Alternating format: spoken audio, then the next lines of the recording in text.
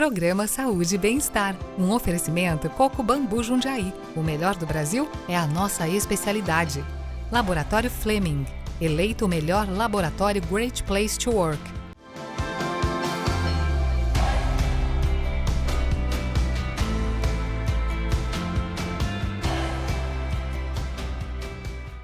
Seja muito bem-vindo à Saúde e Bem-Estar com Marcelo Menino e nós vamos falar hoje, programa inédito, como os hormônios influenciam o nosso comportamento. Nosso comportamento cria hormônios ou os hormônios criam comportamento? Será que os hormônios podem interferir na nossa negociação, liderança, agressividade, impulsividade? Será que eles estão ligados a isso ou é mito? É verdade? Ele é médico e tem foco em regulação hormonal. Seja muito bem-vindo, Luiz Gustavo Lima. Prazer, Marcelo. Muito obrigado pelo convite. É um prazer imenso estar aqui, muito bem indicado e vamos contribuir aí com o pessoal. Já peguei minha caneta para poder falar sobre essa questão. Primeiro que a gente foi definir um tema, né, dentro da medicina, e os hormônios influenciar o comportamento. Isso é mito ou é verdade? É verdade. Os hormônios influenciam e modulam esse comportamento. Eles não vão só influenciar. A gente pode ver um exemplo clássico disso, é que tem um estudo recente que mostra que a juventude atual, ela tem cada vez menos testosterona. Eu vi isso. E os nossos jovens, é verdade. Ele tem uma queda da testosterona e você vê que eles estão muito mais passivos do que quando você é jovem. Não, os hormônios eu fiquei sabendo, eu fiquei assustado. Porque assim, esse estudo é o quê? Pegaram todas as testosteronas, as médias. Conta como foi esse estudo, né? Foi um estudo bem simples. Eles começaram a analisar os exames das pessoas ao longo do tempo. Então perceberam que quanto mais antiga é esse homem, quanto mais antiga essa geração, ele tinha um perfil de testosterona mais alto, basal, tá? O que influencia essa queda? Alimentação, comportamento, a própria evolução humana levou a essa queda, né?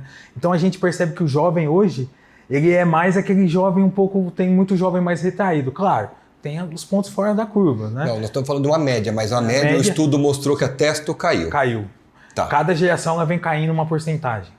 Então, já que hormônios podem interferem em comportamentos e o estado emocional e mental, me fala sobre a testosterona, do estudo da testosterona em homens. Se testosterona em homem muito elevada leva à agressividade. Esse é um primeiro mito, né, que se criou.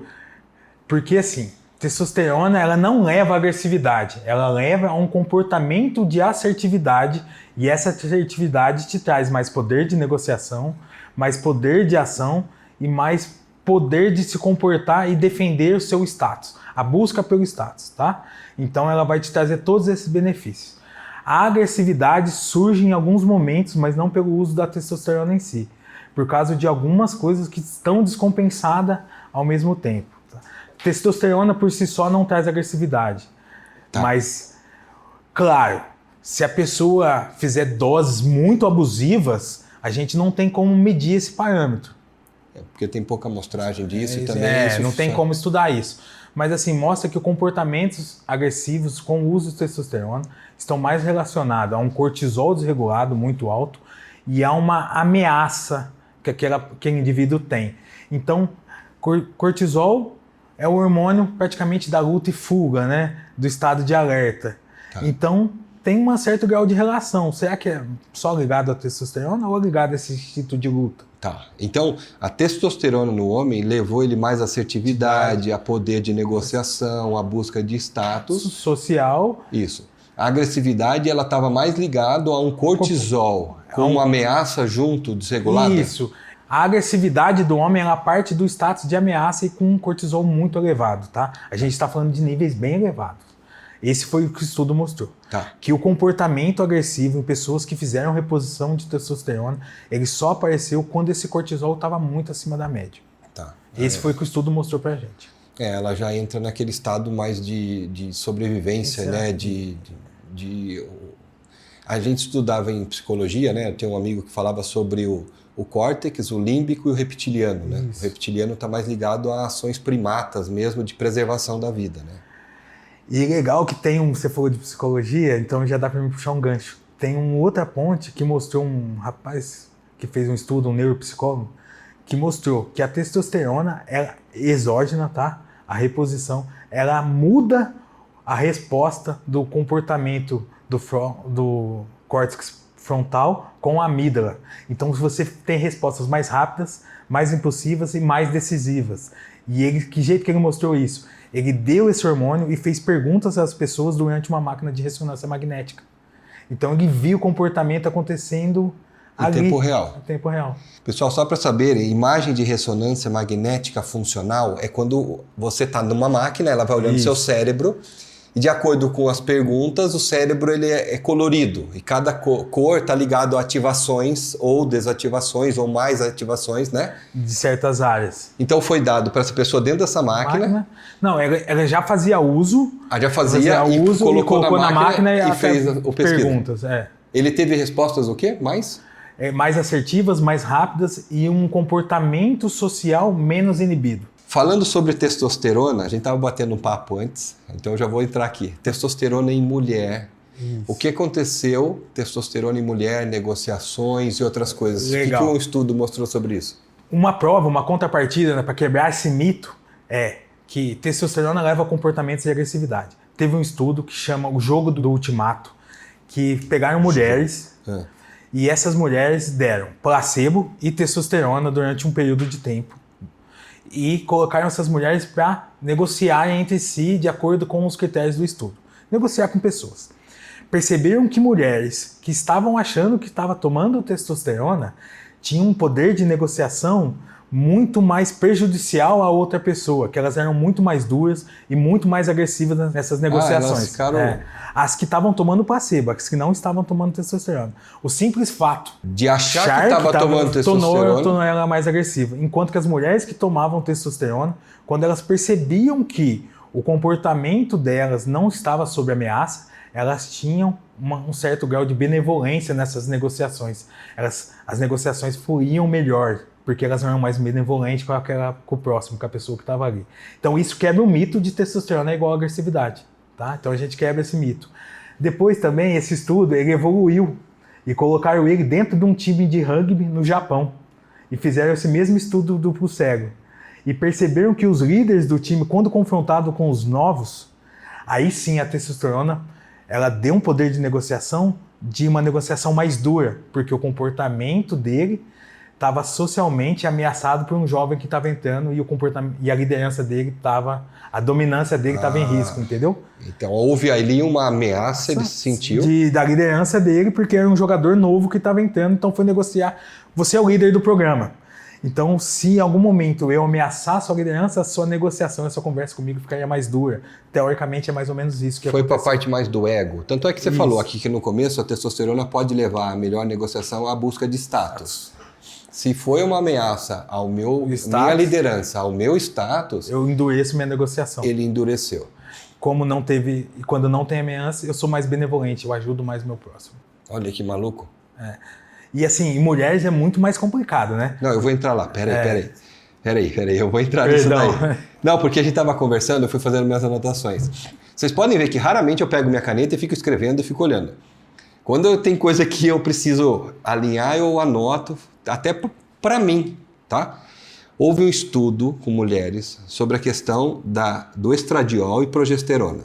Isso. E houve associação da testosterona junto ou não? Houve. Mas só fazer um adendo antes de eu entrar nesse estudo. Tá. Aquele do jogo do ultimato, o que ele provou? Ele prova que eu achar que estou usando testosterona, eu fico mais agressivo. Então, o comportamento agressivo do mito popular que é quebrado é simplesmente um mito popular e as pessoas se comportam de acordo com aquela falácia. Sim. Entendeu? Só o fato de tomar um placebo da testosterona fez a pessoa ficar mais agressiva. Eu percebi isso, eu só não recapitulei, mas é legal. Que bom que você me chamou a atenção aqui e eu entendi. Mas quem tomou placebo, essas mulheres foram mais, negociando mais duros.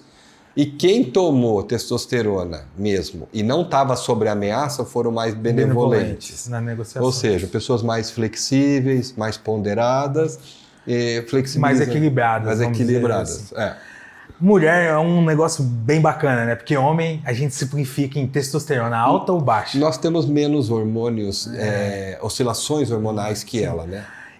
A gente pode brincar e Nós temos todos os hormônios igual ela, mas as oscilações não nos afetam como afetam elas. Afetam outras questões, né? Libido, uma parte mais estética, que é uma ginecomastia, alguns tal sim, e tudo mais, mas é um assunto para um próximo vídeo também, para um próximo programa, se você quiser debater, ficaria legal.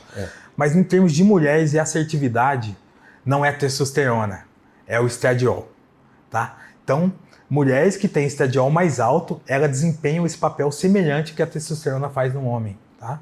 Ah, é o estradiol. É o estradiol que traz assertividade e decisão para as mulheres.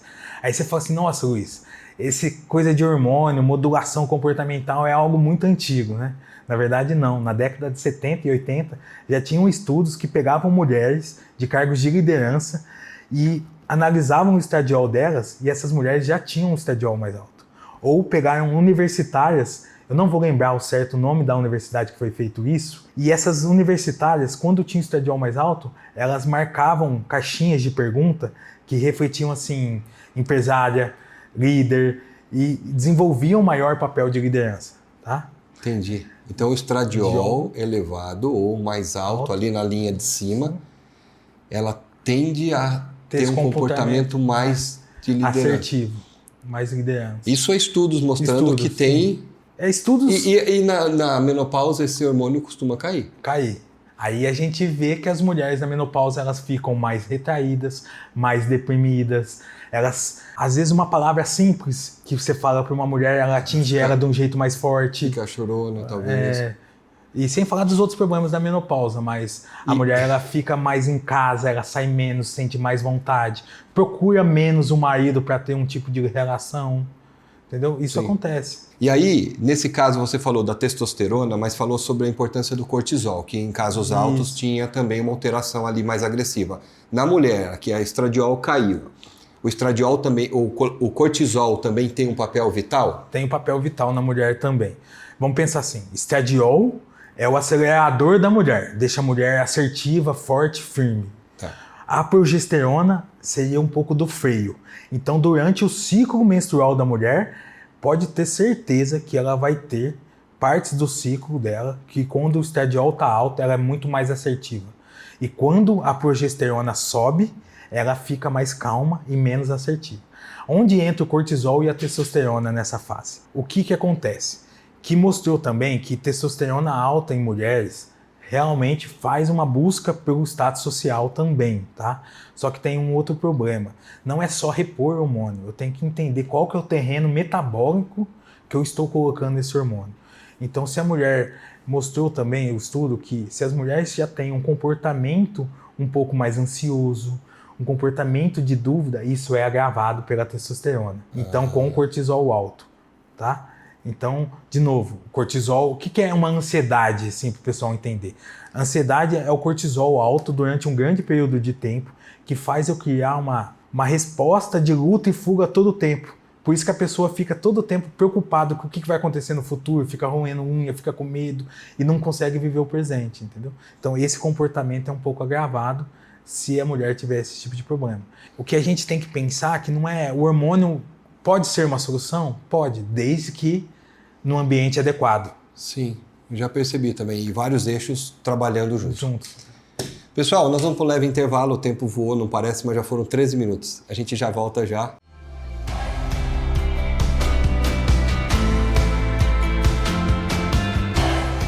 Sou o Coco Bambu, tenho o melhor do Brasil. Olha só essa promoção imperdível. Camarão Coco Brasil, para 2 pessoas, por R$ 99,90.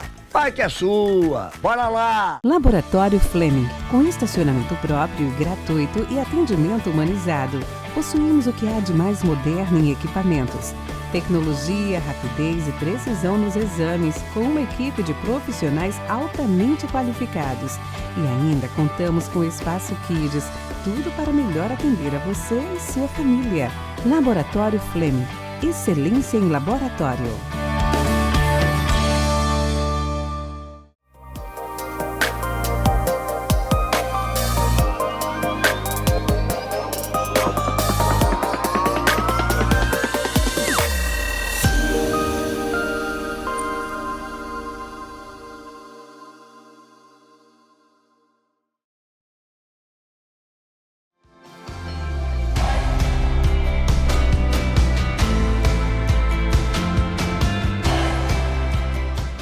E voltamos com Saúde e Bem-Estar com Marcelo Menino, estamos com o Dr. Luiz Gustavo falando como os hormônios interferem em seu comportamento. E agora só para você ter uma noção do nível do que o hormônio interfere no comportamento. Dr. Luiz Gustavo, a determinação sexual hoje, né, homens ou mulheres, ela é determinada pelo cromossomo, XX ou XY, Sim. ou pelos hormônios? Na verdade, a gente acha que o sexo deriva do cromossomo, né? Mas a expressão, a forma do corpo masculina, feminina, ela não vem do cromossomo. O cromossomo determina o hormônio que eu vou produzir enquanto eu sou uma célula.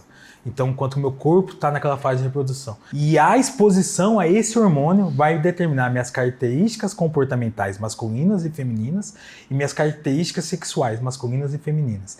Então, por isso que alguns hormônios usados de forma errada traz uma ginecomastia no homem, que é um aumento do estradiol lá pela fisiologia que vai fazer essa mama crescer. Porque mulher tem mama e homem tem músculo no peito. Já parou para pensar isso? Por causa dos hormônios. Dos hormônios. O homem é exposto à testosterona ao longo da vida, a mulher é exposta ao estradiol. Porque o homem tem um comportamento mais protetor do que uma mulher, é instinto, é animal isso. O masculino é mais protetor, porque a testosterona promove esse tipo de comportamento e o homem é mais exposto à testosterona. Por que o homem tem pênis e a mulher tem clitóris? Porque na mulher o estradiol faz o pênis retrair e virar o clitóris, atrofiar. Então o clitóris, sim, que brincando que o pessoal pode ser um pênis atrofiado. Não, entendeu, pessoal? Na realidade, o cromossomo ele vai determinar a expressão da quantidade de hormônio e essa quantidade de hormônio diferentes formam o sexo.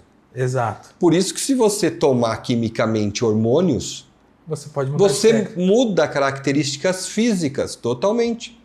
Tá certo? Nós não estamos entrando aqui em parte estou falando de parte médica, parte de hormonal. Então, o hormônio determina a expressão física que vai lembrar mais características femininas ou mais características masculinas. O cromossomo, ele fala esse hormônio para liberar, mas você é determinado pelo hormônio. Por isso que erros cromossômicos, às vezes, pode causar alguns erros nas formações, né? Que tem algumas doenças que a gente conhece. Mutações genéticas, aí o bebê vem com um problema nos cromossomos. Tem aquelas doenças e tudo mais, mas isso fica assunto para um outro debate. Até quando tem mutação para crescimento, né? Aí não produz o hormônio que faz crescer, por isso etc. Que tem um negócio legal a gente falar, por isso que tem algumas pessoas que se identificam com outros gêneros, porque tem algumas ligações assim, comportamentais, pode ter influenciado, mas é algo muito polêmico para a gente discutir agora. Não, nós estamos falando só o efeito do hormônio, ele que faz a caracterização. Isso, exato.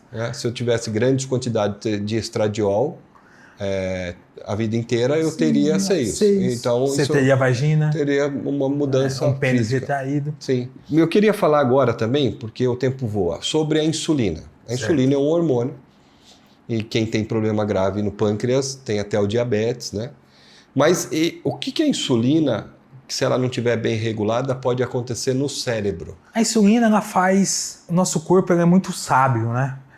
O nosso corpo é uma máquina de adaptação. Então ele gera resistência a algumas coisas. A resistência insulínica no cérebro, ela leva a uns comportamentos de perda de memória, leva a uma predisposição maior a Alzheimer, a doenças cerebrais, a esquecimento, a comportamentos cognitivos mais fracos. Então é isso que se sabe mais por cima dessas questões. Então a insulina, ela estaria elevada ou baixa, ou é a resistência dela? Porque o cérebro depende de glicose para funcionar. Depende de glicose. E aí a glicose não está entrando direito no cérebro. Porque seu corpo está resistente à insulina. Pense na insulina como uma chave que abre a porta para a glicose alimentar. A glicose entrar dentro da célula e alimentar aquela célula. Então o nosso cérebro, o alimento exclusivo dele é a glicose.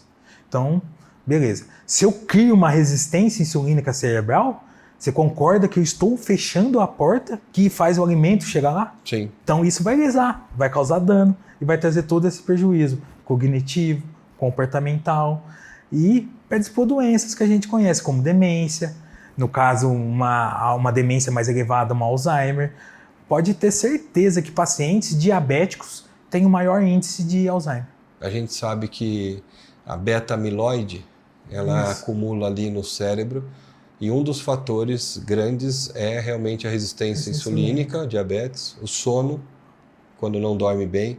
teve outras coisas. A gente está fazendo o teste de Alzheimer lá, mas é um teste de triagem, não é o teste no líquor, que vê o beta-amiloide e a fosfolipase. O beta-amiloide é legal, imagina o seu cérebro como se fosse várias ferrovias, assim, várias estradas. O que é o beta-amiloide? O que é Alzheimer nesse caso? O beta-amiloide, ele simplesmente vai quebrar aquela estrada, então você não consegue acessar aquela informação. Então ele destrói a estrada... Estragou a linha do trem. Estragou a linha do trem, você não consegue chegar na informação. Meu trem não chega mais ali. Não chega. Então por isso que primeiro ele vai estragar a memória recente e depois ele vai começar a chegar naquelas linhas mais antigas.